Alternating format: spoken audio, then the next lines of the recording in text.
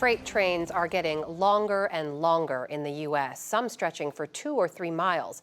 These longer trains allow for more goods to move more efficiently, which lowers fuel use and costs for the railroads. But as William Brangham explains, these trains, especially when they stall, are also cutting some communities in half. The impact of these longer trains on the daily lives of Americans is the focus of a new investigative report from Investigate TV and ProPublica. It highlights the journey of children on their way to school in the rural town of Hammond, Indiana, where parked trains create a literal roadblock for kids, and they're forced to crawl over and under them to get to school. Another concern, long trains can halt traffic, stranding ambulances, fire trucks, and other emergency vehicles. And for the record, BNSF Railways, which is mentioned in some of this reporting, is a funder of the NewsHour. For a closer look at all of this, we are joined by one of the reporters on this series, Josie Sturman of Investigate TV. Welcome to the NewsHour. Thanks for having me. Those images of those children crawling under and over those stalled trains is just so jarring. I want to read a bit from your report here. It says, an 8th grade girl waited 10 minutes before she made her move, nervously scrutinizing the gap between 2 cars. She'd seen plenty of trains start without warning. I don't want to get crushed, she said.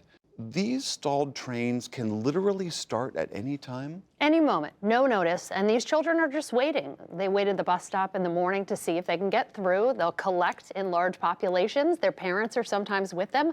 They'll look under the train, they'll listen for noises, any indications that it might be moving. When they feel like it's no left choice, they're out. They go, they give it a try, and they risk their lives doing it. It's just so striking to me that a train is not required to sound a signal or make a clear, demonstrable sound before it takes off. They definitely have some sort of signal, but as you mentioned, these trains could be miles long. So even if they honk a horn or give some sort of a warning light at the front of the train, the odds that the kids at the back or at the middle are going to hear that may not happen. Right. So there is no notice, and they're in the most dangerous sections of these trains, crawling through, crawling under, so not having any notice is a really big problem. Why are these trains stalled and stopped the way they are? Is this a mechanical breakdown? What is happening? Breakdowns can definitely be a factor when this is an issue, but that's just one reason. Another is rail traffic. You know, it's basically switching practices. They might need to get one train into one place, another into another, and they need different lanes or space to do it. It could also be a crew timeout issue, just like with airplanes and pilots. When they hit a certain number of hours, they have to shift out, they have to get rest. It's very important. So there are a number of factors that mean they stop. Now, best practices would say they would stop what they say off crossing in an area where they're not going to impact a community, say like Hammond or anywhere else in the country where this happens.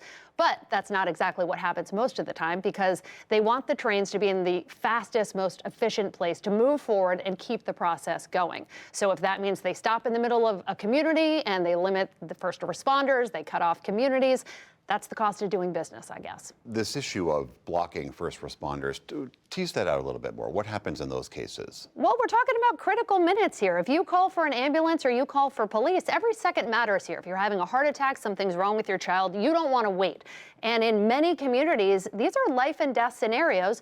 They cannot get around these trains. Just in Hammond alone, they've stationed their fire stations and their ambulance response compensating for this, knowing that it's a problem. Not everybody can do it. The rail lines have been there for decades, so they can't always do that. They try to plan routes around that. Doesn't always work. We know that there have been deaths as a result of this. We've seen fires. We've seen injuries.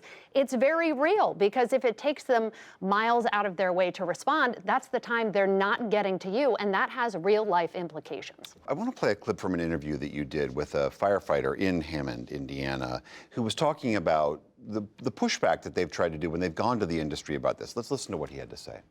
The cities and towns and states have tried to challenge the railroads.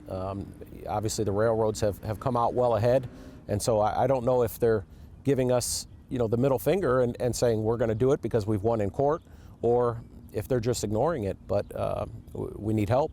We need help. The Association of American Railroads, we reached out to them. They said safety is our top priority.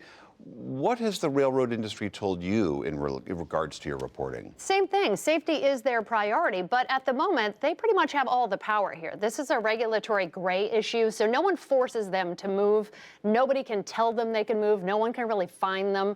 This is an issue where it's been fought at court. It's now potentially going to go to the Supreme Court. Attorneys general across the country are fighting to get some sort of decision on who's in charge here, because right now no one is. So they can do what they want, and safety may be their top priority. They don't want to see these accidents either, but the demonstration here is they're willing to sit and wait in many communities, and they're not doing anything about it. So obviously, safety isn't always the top priority. The rail union themselves, the people who are the engineers and the conductors, have said today it was about greed. It's about money. It's about them making money, and that's what they see as the priority. They're not showing that safety is the first priority if they're willing to let these trains sit for days or at a time. It's just a crisis.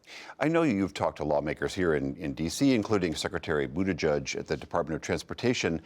What is the ideal remedy here that lawmakers would like to see done? The remedy is potentially fining repeat operators, but that seems like a long shot at this point. The remedy could also be deciding who actually regulates this problem, who can tell them they can move, because as I said, it's a gray area. Nobody really can at this point. At the moment, the only thing they have is funding, and there's going to be grants given out by the Department of Transportation to the tune of hundreds of millions of dollars to just try to get rid of these at-grade crossings altogether. That's the only thing they have at the moment. There is safety legislation moving through as a result of the situation in Ohio with the hazmat situation. They're going to try to do a few things with that to address blocked crossings, but it's not anything specific in terms of regulation. So this isn't going to get solved through regulation at the moment or through legislation at the moment, and all they have is money to throw at the problem. Josie Sturman of Investigate TV, such tremendous reporting. Thank you very much. Thank you.